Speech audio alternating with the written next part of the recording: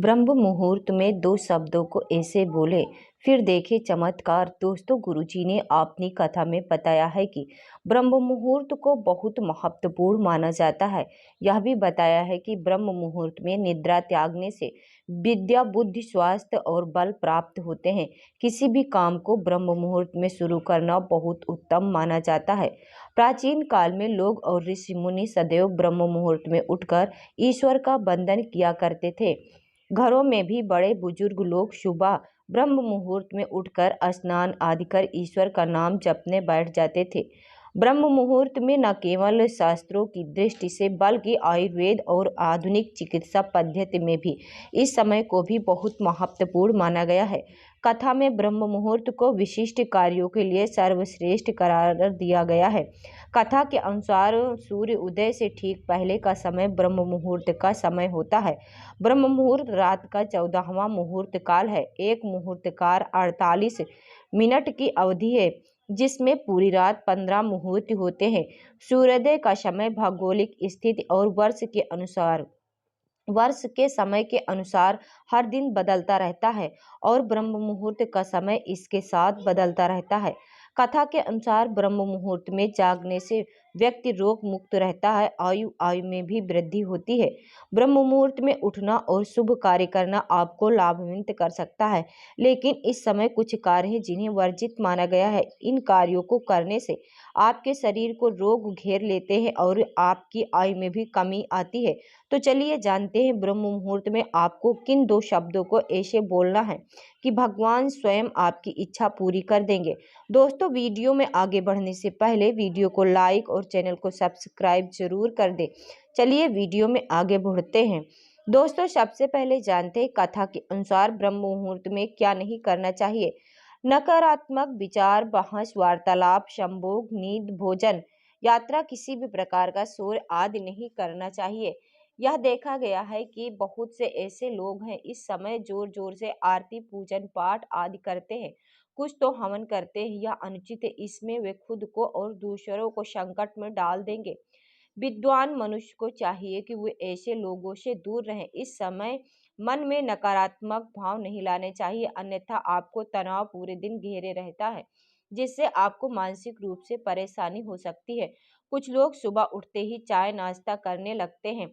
ये आदत सेहत के लिहाज से बहुत खराब होती है। सुबह उठते ही या फिर ब्रह्म मुहूर्त में भूल कर भी भोजन नहीं करना चाहिए, इससे आपको बीमारियां घेरने लगती है। कथा के अनुसार ब्रह्म मुहूर्त को रात के अंतिम समय को कहा गया है और यह सत समय परमात्मा का समय है, इसलिए इसका महत्व अधिक है। गुरु जी की कथा के अनुसार ब्रह्म मुहूर्त का हमारे जीवन में क्या महत्व है। कथा के अनुसार इस समय संपूर्ण वातावरण शांतिमय और निर्मल होता है। देवी देवता इस काल में विचरण करते हैं। सत्य गुरु की प्रधानता रहती है। प्रमुख मंदिरों के पाठ भी ब्रह्म मुहूर्त में खोल दिए जाते हैं तथा भगवान का श्रृंगार व पूजन भी ब्रह्म मुहूर्त में किए जाने का विधान है। ब्रह्म मुहूर्त में जल्दी उठने से सदैव बल, विद्या और स्वास्थ्य की प्राप्ति होती है। यह समय ग्रंथ रचना के लिए उत्तम माना गया है। वैदिक शोधों से ज्ञात हुआ है कि ब्रह्म मुहूर्त में वायुमंडल प्रदूषित रहित हो जाता है। इस समय वायुमंडल में ऑक्सीजन की मात्रा सबसे अधिक होती है, जो फेफड़ों की शुद्धि के लिए महत्वपूर्ण होती है। शुद्ध वायु मिलने से मन मस्तिष्क भी स्वस्थ रहता है। ब्रह्म मुहूर्त में उठकर टहलने से शरीर में संजीवनी शक्ति का संचार रहता है। यह समय अध्ययन के लिए सर्वोत्तम बताया गया है, क्योंकि रात को आराम करने के बाद सुबह जब हम उठते हैं तो शरीर तथा मस्तिष्क में भी स्फूर्ति व ताजगी बनी रहती है। सुबह ऑक्सीजन का लेवल भी ज़्यादा होता है, जो मस्तिष्क को अतिरिक्त ऊर्जा प्रदान करता है, जिसके चलते अध्ययन बातें स्मृति कोश में आसानी से चली जाती है। तो चलिए जानते हैं कि वो दो शब्द जिसको बोलने से भगवान स्वयं आपकी इच्छा पूरी करेंगे। गुरु जी की कथा के अनुसार जप 4 प्रकार के होते हैं। सबसे पहले जो जप होता है वो नए साधक होते हैं।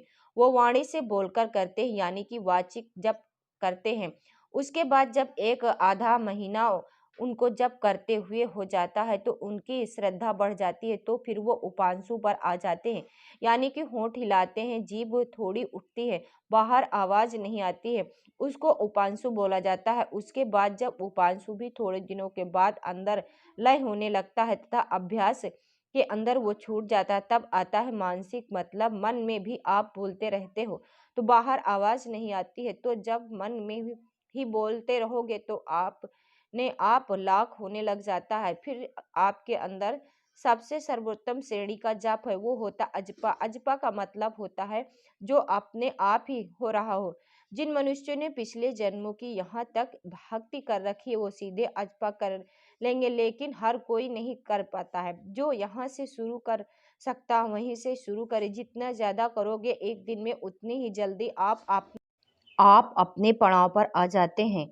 अब आप सीधा करोगे तो परेशानी होगी। जैसे बच्चों की एक क्लास छुड़वा दी जाए तो उसको बहुत ज़्यादा प्रॉब्लम होती। ऐसे ही अगर आप करना भी चाहोगे तो आपको बहुत सारी चीज़ें आपको मिस हो जाती है। जो आपको अनुभव होते हैं वो 2 शब्द भगवान नाम के ही हैं, क्योंकि भगवान के नाम से बढ़कर कुछ भी नहीं है। जिस नाम की बड़ाई भगवान राम नहीं कर सके तो उस नाम में कितना अपार शक्ति होगी। सोचिए, ब्रह्म मुहूर्त इस नाम से में बढ़कर ना कुछ था, ना है और ना ही होगा। राम को मानने वाले राम को बोले, कृष्ण को मानने वाले कृष्ण को बोल सकते हैं।